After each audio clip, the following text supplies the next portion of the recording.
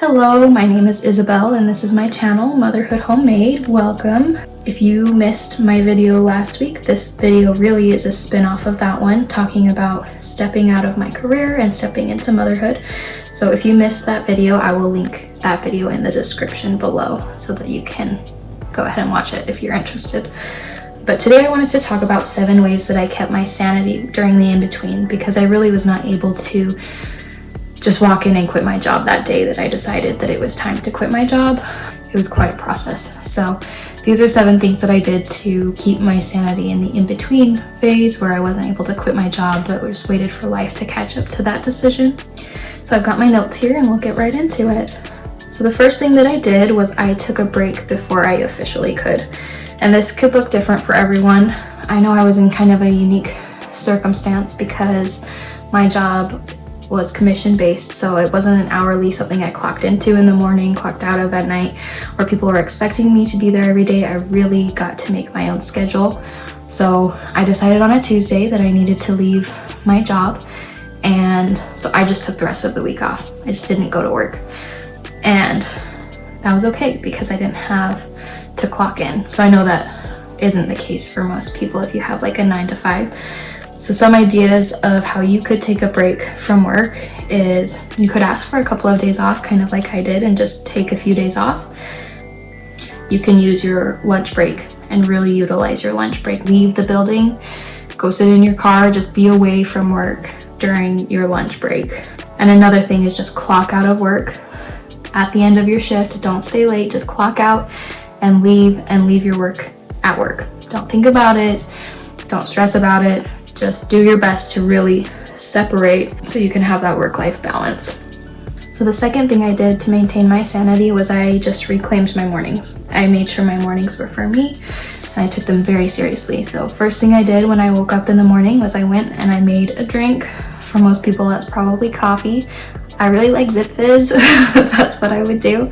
And I would go outside on the porch because it was summertime, the weather was nice. You could still do this in the winter, it'd just be a little more cold. But I would go step outside and I would leave my phone inside. I wouldn't grab my phone in the mornings at all.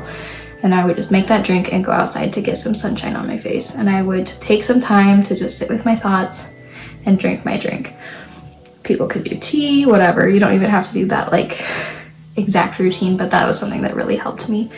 So a few other ways you can reclaim your mornings and ideas that I came up with is you can just take time to eat breakfast. Leave your phone away, don't look at distractions, don't watch a show, don't listen to music. I mean, do with this what you will, but that's what I would do. And just take time to enjoy your food. Eat breakfast. If you're not someone that usually eats breakfast, eat breakfast and just really take that time to take care of yourself. Another thing you could do is you could go for a short walk, spend some time outside. You could eat your breakfast outside, and yeah, just enjoying a refreshing morning beverage that you enjoy. So just taking time in the morning to really nourish and take care of yourself rather than just speeding through and getting to work. So the third thing I did to help maintain my sanity during that weird in-between time was I moved my body.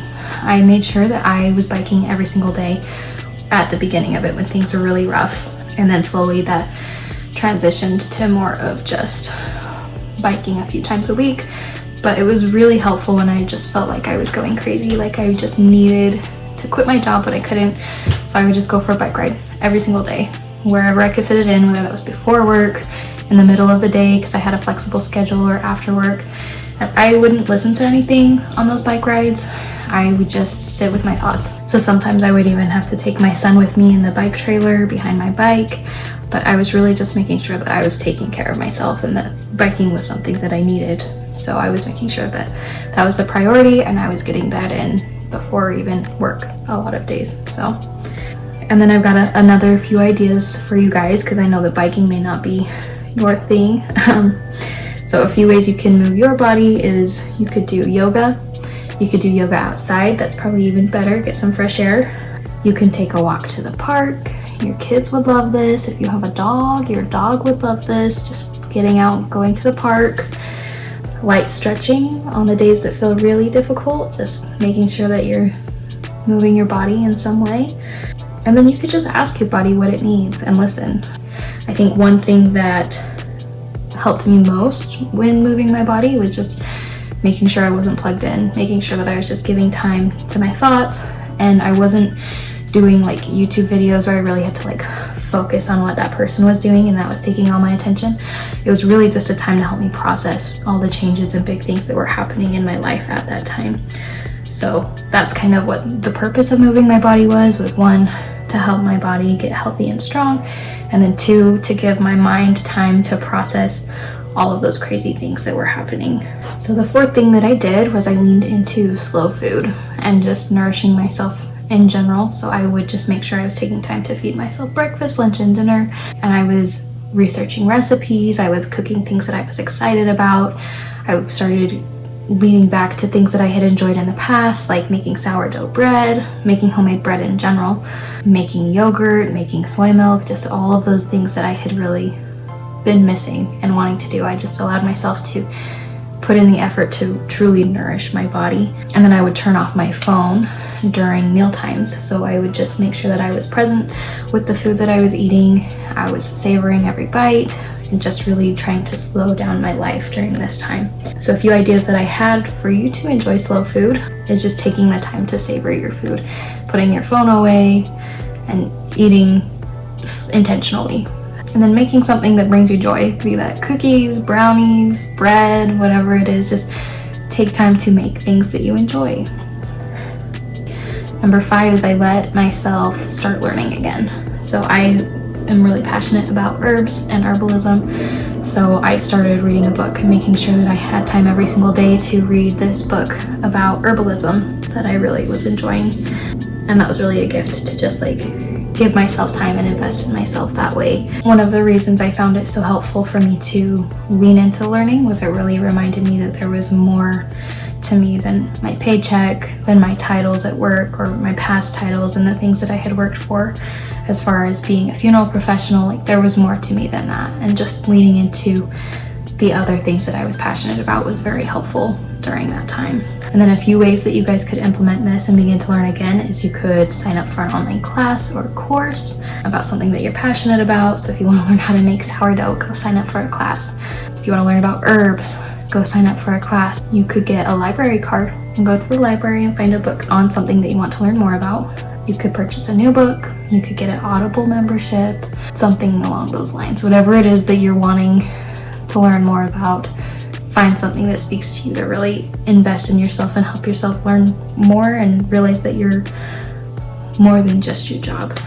And then another idea to implement this is plug your phone in away from your bed. So in the kitchen, the other side of the room, whatever works best for you, and just spend some time reading instead of scrolling on your phone.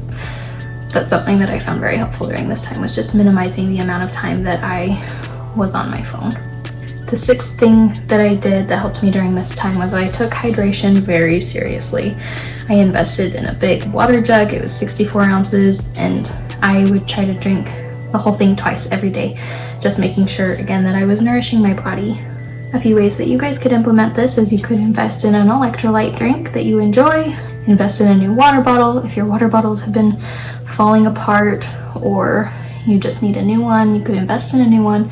You could also go to your water bottle cabinet and find a previously well-loved water bottle and remind yourself that you love it.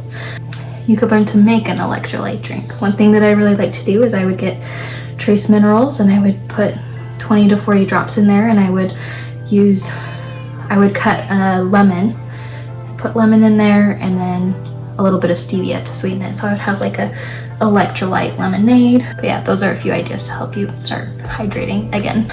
So just to kind of tie everything up, it wasn't necessarily just one of these things that helped me most through that time. It was really just reprioritizing things and choosing to prioritize myself and just giving myself permission to take up space and to nourish myself and to just give myself what I needed to get through that time. And since I was in such a weird place with my job, knowing that I needed to continue working for a little while, but that it wasn't something that I necessarily wanted long term, that made it a little bit easier for me to soften and give myself more space and more time to process things, because I don't know, I'm a worst case scenario kind of person. I kind of think like worst case scenario, and at the time I was like, worst case scenario, I get fired from this job that I don't like, and that didn't seem like a bad thing. And I didn't get fired, and my boss was willing to work with my schedule, and mostly I just made my own schedule so I could kind of work where I needed to and take space for myself where I needed to. And so it's okay to prioritize yourself. I feel like we grow up in a world where we're told we have to prioritize work, or school. And at the end of the day, that's not necessarily what's most important. And it's okay to prioritize yourself and your well-being, and you should, so that you have space to show up for the other things in life. And that was really something that I learned during my internship, was that I had to take care of myself, or I was not going to be able to take care of those families that were grieving, that I was helping during a very hard time. And I just had to make sure that I helped myself first so that I could show up for them and be there for them. And I think that the same thing happens in motherhood, is you have to take care of yourself. You have to take a break where you need to. You need to nourish yourself, make sure you're getting food, water, all of those things, so that you can show up for your kids and be there for your kids. So thanks for hanging out.